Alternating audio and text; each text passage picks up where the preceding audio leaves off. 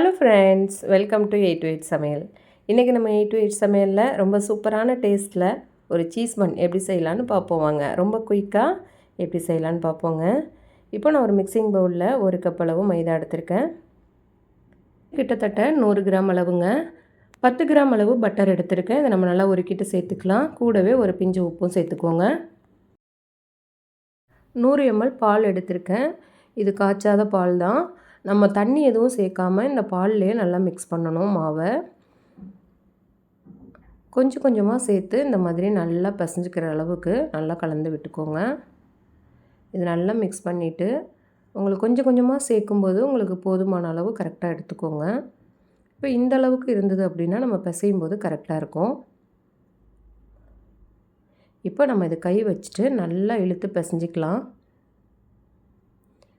First பிசையும் போது கொஞ்சம் ஸ்டிக்கியாக இருக்க மாதிரி இருக்கும். நல்லா கொஞ்சம் பிசைய கையில் ஒட்டாத அளவுக்கு நல்லா பாருங்கள், இந்த மாதிரி பிசைஞ்சு எடுத்துக்கணும். இந்த மாதிரி நல்லா பிசைஞ்சு வச்சுக்கோங்க. இது ஒரு 5லேருந்து 7 நிமிஷம் நம்ம கை விடாமல் நம்ம பிசைஞ்சு எடுத்துக்கலாம்.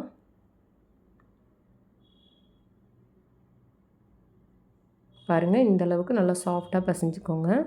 இப்போ நம்ம இதுக்கு ஒரு கவர் போட்டு ஒரு அரை மணி நேரம் போல் இந்த மாவு ஊற வச்சுக்கலாம். இது இருக்கட்டும். இப்போ நம்ம இதுக்கு ஸ்டஃப் பண்ணுறதுக்கு ஒரு உருளைக்கிழங்கு எடுத்து இந்த மாதிரி சின்ன சின்ன பீஸாக கட் பண்ணி வச்சுருக்கேன், தோல்லாம் சீவிட்டு. இப்போ நம்ம இதை வேக வச்சுக்கலாம். நான் இதுக்கு மேலே கவர் போட்டுட்டு தண்ணி இல்லாமல் நான் ஸ்டீமில் வேக வைக்க போகிறேன். ஏர் போகிறதுக்காக இந்த மாதிரி டூத்பிக் வச்சு இந்த மாதிரி சின்ன சின்ன ஹோல்ஸ் போட்டுக்கோங்க. நான் இன்றைக்கி அவனில் தான் வச்சு வேக வைக்க போகிறேன். உருளைக்கிழங்கு நல்லா ரெடி ஆகிடுச்சு. இப்போ நம்ம நல்லா ஒரு ஸ்மாஷர் வச்சு இதை ஸ்மாஷ் பண்ணிக்கலாம்.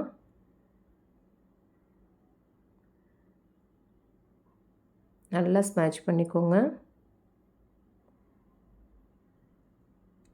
இப்போ இது கூட 2 ஸ்பூன் அளவு நான் மயோனீஸ் சேர்த்துக்கிறேன். இது வீட்டிலேயே ரெடி பண்ண மயோனீஸுங்க. இதோட லிங்க் டிஸ்கிரிப்ஷனில் இருக்குது, வேணால் செக் பண்ணிக்கோங்க. இப்போ இதை சேர்த்துட்டு நல்லா கலந்து விட்டுக்கலாம். அது இருக்கட்டும். மாவு பாருங்கள், மாவு நல்லா ரெடியாக இருக்குது. இப்போ நம்ம இதை சப்பாத்தி விரிக்கிற மாதிரி விரிச்சிக்கலாம். ரொம்ப தின்னாக விரிக்க தேவையில்லை, ஓரளவுக்கு திக்காகவே விரிச்சுக்கோங்க. பாருங்கள், இந்த அளவுக்கு திக்னஸாக இருக்கட்டும். இப்போ இது உள்ளே ஸ்டஃப் பண்ணுறதுக்கு கொஞ்சமாக நான் மொசரல்லா சீஸ் எடுத்திருக்கேன், துருவின சீஸு. அது கொஞ்சமாக ஒரு லேயர் வச்சுக்கலாம். அதுக்கு மேலே நம்ம உருளைக்கிழங்கு மயோனீஸ் மிக்ஸ் பண்ணி வச்சோம் இல்லையா, அதையும் சேர்த்துக்குவோம். அதுக்கு மேலே இன்னும் கொஞ்சம் துருவின சீஸ் சேர்த்துக்கலாம். சேர்த்துட்டு இந்த மாதிரி நம்ம நல்லா மடிச்சுக்கலாம். பாருங்கள், இந்த மாதிரி ஒரு சைடில் இருந்து மடித்து எடுத்துக்கோங்க.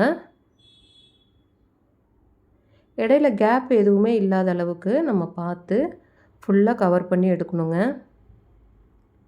கொஞ்சம் கேப் ஆயிடுச்சு அப்படின்னா நம்ம இதை பாயில் பண்ணும்போது உங்களுக்கு சீஸ்லாம் வெளியில் வர்றதுக்கு நிறைய வாய்ப்பு இருக்குது. பாருங்கள், இந்த மாதிரி கேப் இல்லாத அளவுக்கு நல்லா அமுத்திக்கோங்க. பாருங்கள், இப்போ நம்ம நல்லா ஃபுல்லாக கவர் பண்ணியாச்சு. துளி கூட கேப் இல்லை பாருங்கள். மாவு கரெக்டான கன்சிஸ்டன்சியில் பண்ணும்போது நமக்கு கையில் ஒட்டாமல் இந்த மாதிரி வரும். மறுபடியும் இந்த மாதிரி சப்பாத்தி திரட்டுற மாதிரியே கொஞ்சம் மெதுவாக இந்த மாதிரி விரிச்சுக்கோங்க. ரொம்ப தின்னாக பண்ணிட வேணாம், உள்ளே இருக்கிற ஸ்டஃப்பெல்லாம் வெளியில் வந்துடும். பாருங்கள், இந்த மாதிரி கொஞ்சமாக திரட்டிக்கோங்க. இந்த அளவுக்கு மொத்தம் இருக்கணும். இப்போ நல்லா சூப்பராக ரெடி ஆகிடுச்சு. அடுத்து நான் ஒரு டவா எடுத்திருக்கேன்.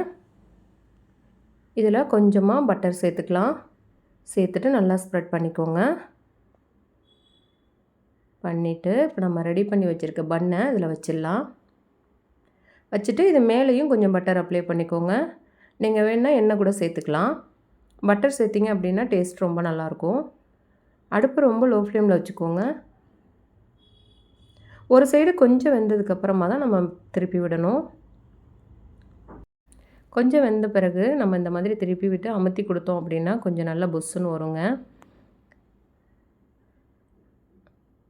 ஒரு 2 நிமிஷத்துக்கு ஒரு தடவை நம்ம இந்த மாதிரி திருப்பி திருப்பி விட்டுக்கணும். அப்போ தான் 2 சைடும் நல்லா ஈவனாக வெந்து வரும்.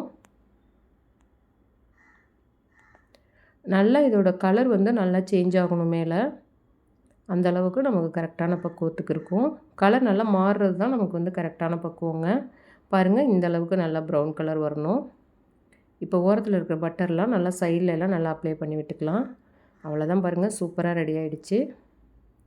இதை நல்லா சூடாக நம்ம கட் பண்ணிடலாம். பாருங்கள், ரொம்ப சீஸ்னிங்காக ரொம்ப சூப்பராக இருக்குது பாருங்கள் பன்னு. கட் பண்ணும்போதே நமக்கு சீஸ்லாம் நல்லா வெளியில் வர மாதிரி இருக்குது. அவ்வளோதாங்க, சூப்பரான சீஸ் பன் ரெடி ஆகிடுச்சு. நம்ம இது கூட உருளைக்கிழங்கு மயோனீஸ்லாம் மிக்ஸ் பண்ணிவிட்டு இந்த சீஸ் கூட சேர்த்து சாப்பிடும்போது ரொம்ப டேஸ்ட்டாக இருக்குங்க. நீங்களும் ஒரு தடவை ட்ரை பண்ணி பாருங்கள். இது குழந்தைங்களுக்கு ஈவினிங் ஸ்நாக்ஸு கூட நீங்கள் ரொம்ப சீக்கிரமாக ரெடி பண்ணி கொடுத்துடலாம். மாவு மட்டும்தான் ஒரு அரை மணி நேரம் நம்ம ஊற வைக்கிற மாதிரி இருக்கும் பசிஞ்சிட்டு. இது ரொம்ப குயிக்காக ரெடி பண்ணிடலாங்க. நீங்களும் ட்ரை பண்ணி பாருங்கள். குழந்தைங்க ரொம்ப விரும்பி சாப்பிடுவாங்க. ட்ரை பண்ணி பாருங்கள். உங்களோட அனுபவத்தை எங்களோட கமெண்ட்டில் ஷேர் பண்ணுங்கள். இந்த வீடியோ உங்களுக்கு பிடிச்சிருந்தா 8 to 8 சமையலுக்கு லைக் பண்ணுங்கள். உங்கள் உறவுகளுக்கும் நண்பர்களுக்கும் ஷேர் பண்ணுங்கள். மறக்காமல் நம்ம சேனலுக்கு சப்ஸ்கிரைப் பண்ணுங்கள். தேங்க்ஸ் ஃபார் வாட்சிங்.